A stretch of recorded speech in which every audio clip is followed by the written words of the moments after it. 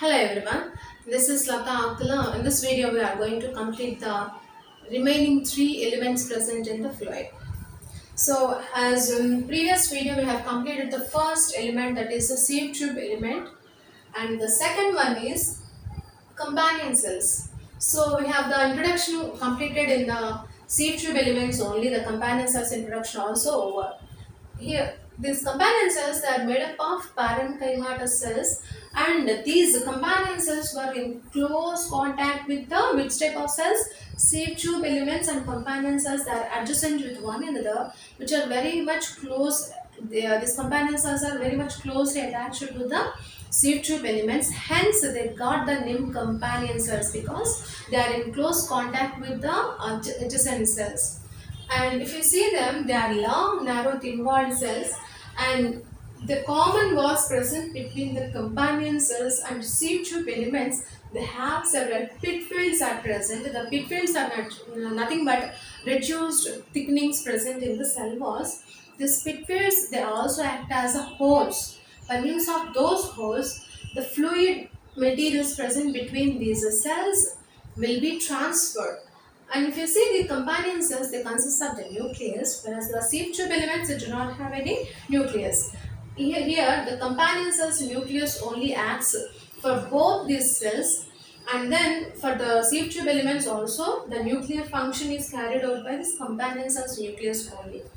And if you see this, these companion cells, they are present only in the angiosperms, absent in the gymnosperms and pteridophytes. These companion cells are absent.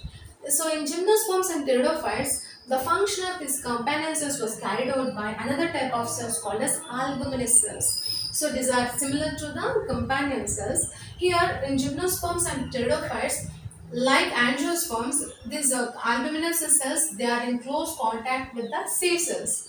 Whereas in angiosperms, these companion cells were in close contact with the sieve tube elements, right?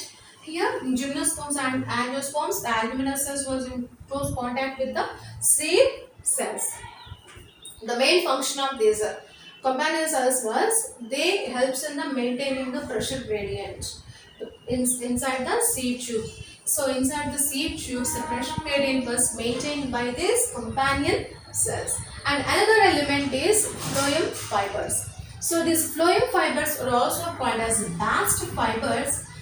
So as they consist of sclerenchymatous fibers. So these sclerenchymatous fibers are elongated fibers with pointed ends are present. They consist of pointed ends. These are just like the fibers only, and the cell wall is very thick and lignified. They consist of thick and lignified cell wall is present. Because of the presence of that thick and lignified cell wall, they provide the mechanical support to the plant. So this phloem fibers function is they provide mechanical support because they consist of thick cell wall. That because of the presence of that thick cell wall, that can give the mechanical support to the plant. So at maturity, these cells will lose the protoplasm and become dead cells. So this is present only in the secondary phloem. These are absent in the primary phloem. So these phloem fibers are absent in primary phloem, present only in the secondary phloem, and they give the mechanical support. What is the main function? They provide the mechanical support for the plant. And the last one is phloem parenchyma. So this phloem parenchyma consists of living parenchymatous cells. They consist of long, elongated, cylindrical shaped cells are present. Inside these cells, thick cytoplasm was present and a prominent nucleus was also present. You see the cell wall of this, the cell wall is made up of a cellulose. So these cellulose containing cell wall, they consist of various pits are present inside them. Those pits will create the plasmodesmatal connection with adjacent phloem parenchymatous cells. Here, what is the plasmodesmata? Plasmodesmatal connections are nothing but these are the openings which will be present between the adjacent cells, helps in the transport of the material between the two adjacent cells.